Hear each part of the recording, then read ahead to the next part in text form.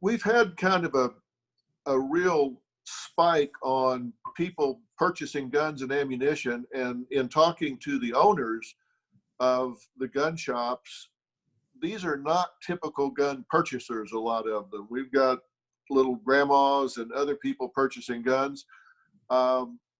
It's kind of hit a fever pitch at times. How do you feel about that?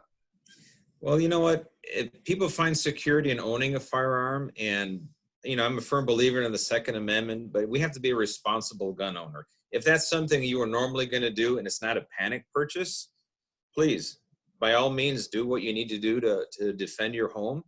But you got to be a responsible gun owner. My concern, and it's a concern of every sheriff and police chief, is you're flooding the market in places that have a lot more people than normally do. They're not used to have a gun in that residence, and then all of a sudden have a firearm accessible to people that shouldn't have it. Maybe children, maybe a prohibited person that shouldn't have it, and of course people that are suffering from a mental illness, suicidal tendencies or thoughts. Having a firearm is not going to have a good outcome in those regards. Right. And, to have if you buy a firearm, for example, in California, I think it's the way in a lot of states, do you have to have a license for it? Do you have to be trained for it in order to own the gun? Yes, you have to have a mandatory waiting period. You have to pass a background check. You can't be a convicted felon. You can have a mental illness, and you have to have a safety training. And all these things have to work in conjunction before you can take possession of the firearm. Okay, so there has to be some things that you have to complete before you do it. So at least we have that. So maybe it'll make people think about it. Yes, exactly. That's why the cooling off period in today's, panic purchase, so much more important. Why do you think people are panic buying these guns? What are they afraid is going to happen?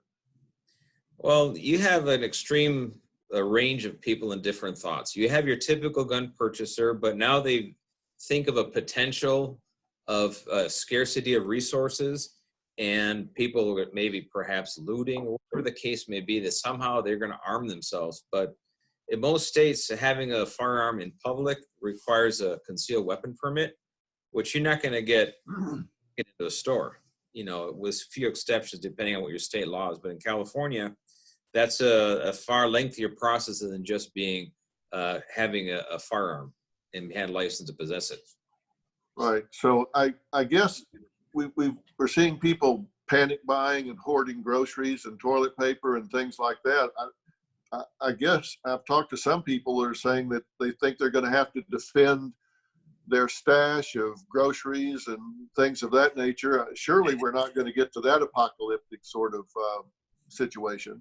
No, I mean, some might have a 5-year supply of toilet paper. I don't know why, but they are. But I don't think anybody's going to come and take that at gunpoint. So we're present. Our visibility in the public has increased almost twofold now, and we're available at 911 call. We're there within seconds, almost throughout the entire county. And that's the same across the entire nation. Every police department, every sheriff's department, they're preparing. They have contingency plans in place, and we're working to make sure we have a very strong presence throughout the community.